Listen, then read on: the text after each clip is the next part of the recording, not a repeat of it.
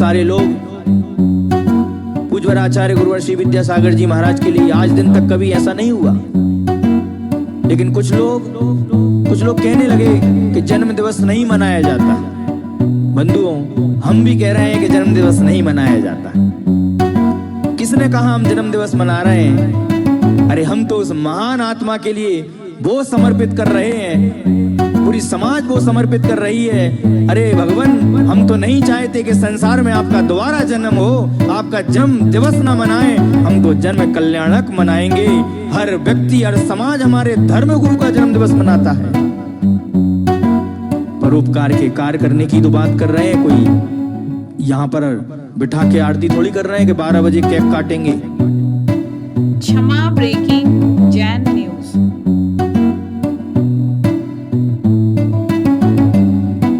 पूज्य आचार्य गुरुवर श्री विद्यासागर जी महाराज के लिए आज दिन तक कभी ऐसा नहीं हुआ। लेकिन कुछ लोग कहने लगे कि जन्म दिवस नहीं मनाया जाता। बंधुओं, हम भी कह रहे हैं कि जन्म दिवस नहीं मनाया जाता। किसने कहा हम जन्म दिवस मना रहे हैं? अरे हम तो उस महान आत्मा के लिए वो समर्पित कर रहे हैं, पूरी समाज वो समर्पित कर रही है। अरे भगवान, हम तो नहीं चाहते कि संसार में आपका दोबारा जन्म हो, आपका जन्म दिवस ना मनाएं, हम तो जन्म कल्याणक मनाएंगे। हर व्यक्ति, हर समाज हमारे धर्म गुरु का जन्म दिवस मनाता है। परोपकार के कार्य करने की तो बात कर रहे हैं, कोई यहाँ पर बिठा के आरती थोड़ी कर रहे हैं कि 12 बजे केक काटेंगे, कि 12 बजे जाके हम मोमबत्तियों को बुझाएंगे। ऐसे मूर्ख व्यक्तियों के लिए समझाना चाहिए कि जो यदवा तदवा की बातें करते हैं, मैं उन लोगों से कहना चाहता हूं, ध्यान रखना, जी हमारे धर्म गुरु थे। अगर आचार्य गुरुवर श्री विद्यासागर जी महाराज ना होते, बंधुओं ध्यान रखना, ये हमारा जैन दर्शन 50 साल पहले ही खत्म हो चुका था। ये नियम है। आचार्य भगवान ने अपनी साधना से, अपनी तपस्या से इस जैन धर्म को सुरक्षित किया है। आचार्य भगवान तो शुरू से विरोधी रहे इसके। आचार्य भगवान ने कभी समर्थन नहीं किया और हम साधु संत भी कभी समर्थन नहीं करते, ध्यान रखना। लेकिन एक समाज का भी कर्तव्य होता है, एक समाज का भी दायित्व होता है। अरे जन उनके बहाने हम परोपकारी कार्य करते रहते हैं। हर संप्रदाय के व्यक्ति अपने गुरु के, धर्म गुरु का कोई ना कोई कार्य, सामाजिक कार्य करके, और गरीब लोगों के लिए हॉस्पिटल में जाके, मरीज लोगों के लिए उनको ज्ञात होना चाहिए। आज उस महान संत आचार्य गुरुवर श्री विद्यासागर जी महाराज का क्या था? जन्म हुआ था। और कुछ नहीं करना, लेके मत जाना मोमबत्ती, केक भी लेके मत जाना, ध्यान रखना। बहुत विनम्र और करुणा दया करके कहती हूँ, ऐसे ये मिथ्यात्व तुम लोग कह रहे हो, ये मिथ्यात्व है, ये मिथ्यात्व में नहीं आएगा। बंधुओं ध्यान रखना, किसी गरीब की सेवा करना, किसी असहाय निर्धन की सेवा करना, ये मिथ्यात्व में नहीं आएगा। और जो लोग बोलते हैं वो मिथ्या दृष्टि है।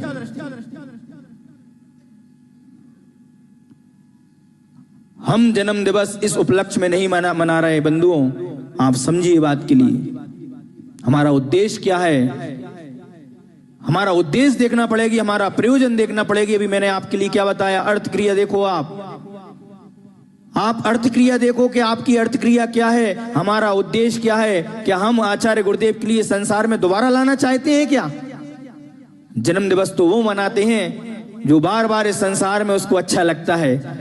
हम आचार्य गुरुदेव का जन्म दिवस नहीं, हम तो चाहते हैं कि हमारे आचार्य गुरुदेव श्री विद्यासागर जी महाराज का जन्म कल्याणक महोत्सव मनाएं। आप चाहते हो कि नहीं चाहते? आचार्य गुरुदेव का जन्म कल्याणक महोत्सव मनाएं। यदवा तदवा की बातें लोग कर रहे हैं।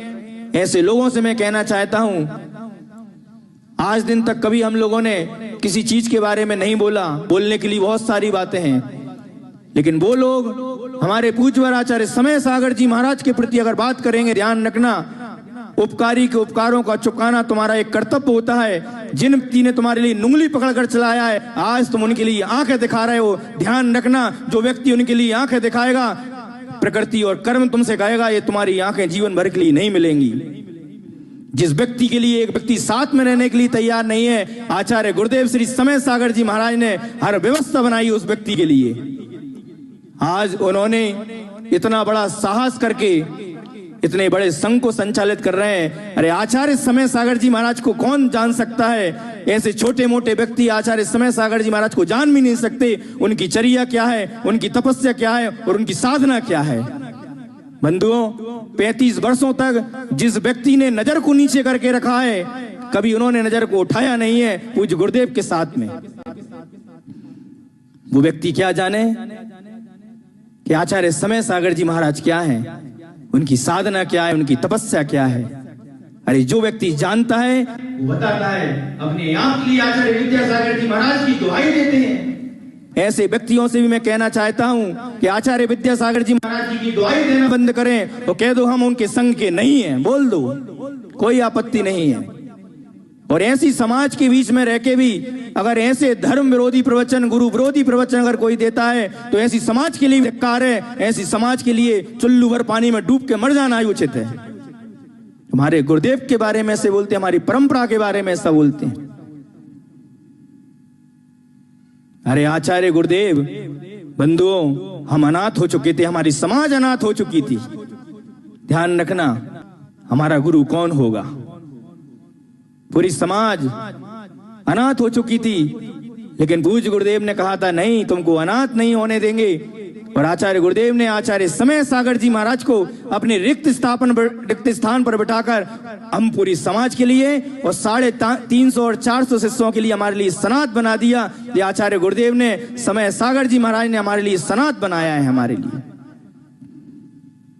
जो उनका हमारे ऊपर बहुत बड़ा उपकार है।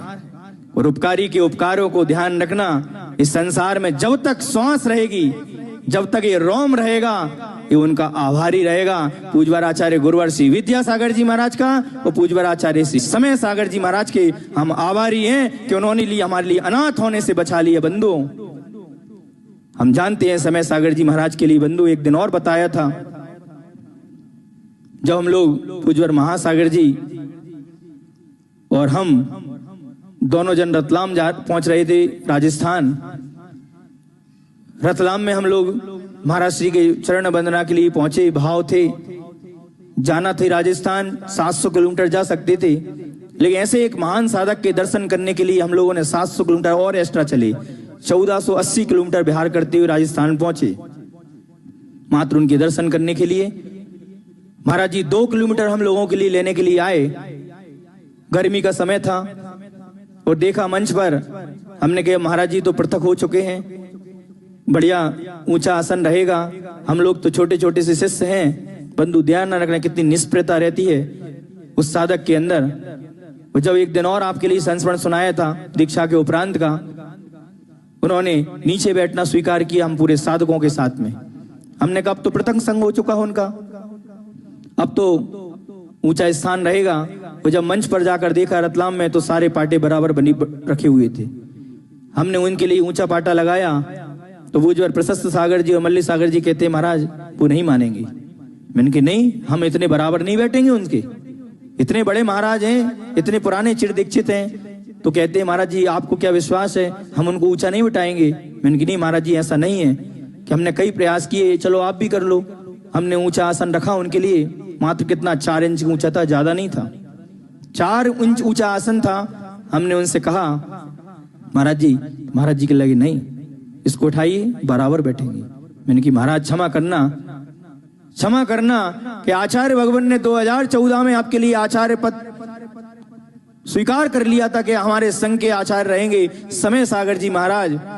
जब पूज्यवर संभव सागर जी और पूज्यवर योग सागर जी महाराज के लिए आचार्य भगवान ने कहा समय सागर जी जाके प्रायश्चित ग्रंथ दे दीजिए उनके लिए। प्रायश्चित ग्रंथ किसको दिया जाता है? जो संघ का आचार्य होता है वो प्रायश्चित ग्रंथ को पढ़ने का अधिकारी होता है और प्रायश्चित देने का अधिकारी होता है। लेकिन पूज्यवर समय सागर जी महाराज ने कहा नहीं, इसको मैं स्वीकार नहीं करूंगा। मैंने महाराज जी नहीं, महाराज ने कहा नहीं, अगर आप बैठो तो ठीक है, नहीं हम कक्ष में जा रहे हैं। बहुत निवेदन करने के बाद नहीं माने, उन्होंने पाटे को हटाया और बराबर सभी साधु एक साथ बैठे। ऐसे हमारे समय सागर जी महाराज जी की ना कोई पद में लालसा है ना किसी में लालसा है, बस मात्र उन्होंने गुरु की आज्ञा को स्वीकार किया है। और अगर योग सागर जी महाराज नहीं कहते कि आचार्य जी उनको आज्ञा देकर गए हैं, तो बंधुओं कभी वो पद पर बैठते नहीं, उनको कभी पद से कोई मतलब ही नहीं है, इतने निर्मोही है। सारी समाज के लिए मैं बोलना चाहता हूं कि आपकी भक्ति जो आचार्य गुरुवर्षी विद्यासागर जी महाराज के लिए थी, वो भक्ति आपके लिए पूज्यवर आचार्य समय सागर जी महाराज के लिए रहना चाहिए। और कोई भी साधु अगर यदवा तदवा अगर संघ के विपरीत, अरे हम तो कहते हैं किसी भी महाराज के विपरीत अगर बोलता है तो साधु को समाज में रहने का अधिकार नहीं है। उसके लिए समाज को जागृत होना चाहिए। और उन महाराजों के लिए मैं खुली चुनौती कहता हूं कि जो अगर यदवा तदवा संघ के विरोधी कार्य करते हैं तो ध्यान रखना, तुम्हारा समय अच्छा नहीं है, ध्यान रखना। इन महान साधकों के बारे में अगर हम प्रशंसा नहीं कर सकते हैं तो हमको निंदा करने का भी अधिकार नहीं है। अरे निंदा तो कह दिया जैन दर्शन में किसी की करना ही नहीं है। कोई इतने बड़े साधक की अगर निंदा करता है बंधुओं, ये तुम्हारे लिए मूर्खता है और हंसी आती है। साधु को भाषा समिति का उपयोग करना चाहिए। साधु से कहा है तो मैं प्रिय बात करना चाहिए। ऐसे शब्दों का उपयोग नहीं करना चाहिए जो धर्म विरोधी और गुरु विरोधी और देश विरोधी और धर्म विरोधी हो। ऐसे साधुओं से मैं बहुत विनम्र अनुरोध करता हूं कि अपनी भाषा समिति करके और साधुओं के लिए, श्रावकों के लिए मात्र धर्म का उपदेश दें जिसमें उनका कल्याण हो। ऐसे जहर को ना घोलें, वो जहर पूरी समाज को लेके डूब जाए। ऐसे जहर नहीं करना।